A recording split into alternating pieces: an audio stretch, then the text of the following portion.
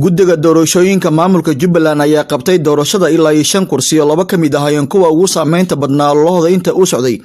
ayadoo qaar kamid ah musharaxiinta si cad loogu diiday inay diiwaan galiyaan si ay u qaataan shahaadada musharaxnimo isla markaan loo sheegay inaysan ka qayb gali karin doorashada kuraasta ay rabeen.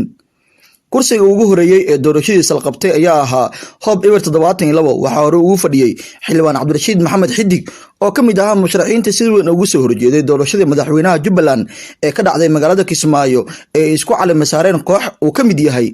inkastoo markii dambe heshiis laga wada gaaray arrimihii xilligaas taagnaa wixii xilligaas ka dambeeyay waxa uu noqday saaxiibka dhow ee madaxweyne Axmed Madoobe sigiisuna kursigiisu weynin markale Jubbaland ku matalaya baarlamaanka 11aad ee dalka. waxa kursigan Cabdirashiid Xidig rabay inuu kula tartamo la taliyaha arrimaha doorashooyinka qaranka ee madaxweynaha muddo xiliedkiisu dhamaaday ee Farmaajo Cabdi Cali Raage kaasoo warbaahinta ka sheegay in si cad loogu diiday inuu tartamo maadaama madaxtooyada Jubbaland ay dagaal weyn kula jirto. Cabdi Cali Raage ayaa markii uu ku laabtay magaalada Muqdisho ee ilaamiyay banaanbax ka dhan ah maamulka Axmed Madoobe isagoo beeshiisa ugu baaqay inay ka xaroobaan tacdiidaha ka dhan ah maamulkaasi.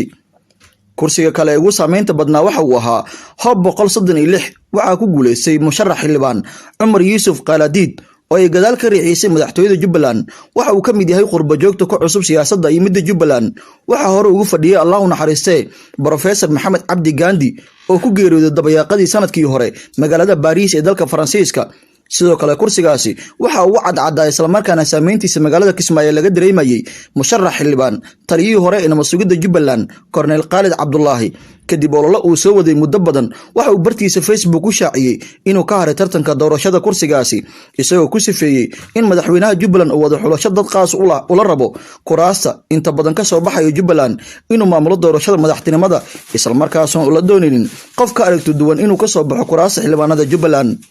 Cornel Khalid Cabdullaahi ayaa lagu xasuustaa shaqadii uu ka soo qabtay magaalada Kismaayo inta uu hayay xilka oo si weyn lagu dareemay isbeddelka dhanka amniga magaalada. ka tagista xilka taliyaha mas'uuliyadda Jubbaland ayaa lagu sheegay kadib khilaaf soo kala dhaxgalay isagii madaxweyne Axmed Madoobe oo 10kii sano ee ugu dambeysay hayay xilka madaxweynaha Jubbaland.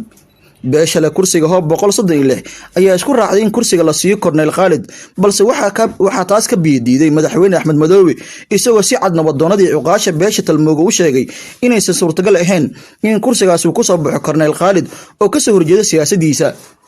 kursiga saddexaad ee maanta la qabtay ee sumadiisu tahay Hob 112 waxa ku guuleystay musharax xildhibaan Cabdulqaadir Maxamed Waciis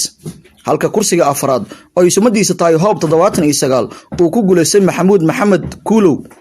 halka kursiga ugu dambeeyay shanaad oo ay sumadiisu tahay Hob 130 waxa ku guuleystay Mawlid Cabdi Maxamed. hadalhaynta ugu weyn magaalada Kismaayo ayaa ay saacadihii ugu dambeeyay in laga cabsi qabo in goobta ay ka dhaceyso doorashada xildhibaanada Jubbaland ay ka dhacaan shaqaaqa laga soo horjeedo sababta Cornel Khalid Cabdullaahi loogu diiday inuu u tartamo taasoo markii dambe kulan albaabada u xiran madaxtooyada Jubbaland ay ku wada qaateen madaxweynaha Jubbaland iyo taliyihii hore ee mas'uuliyadda Jubbaland Cornel Khalid isla markaana saafgarad laga gaaray in uu ka tanaasulo kursigaasi isla markaana xaaladda la dejiyo.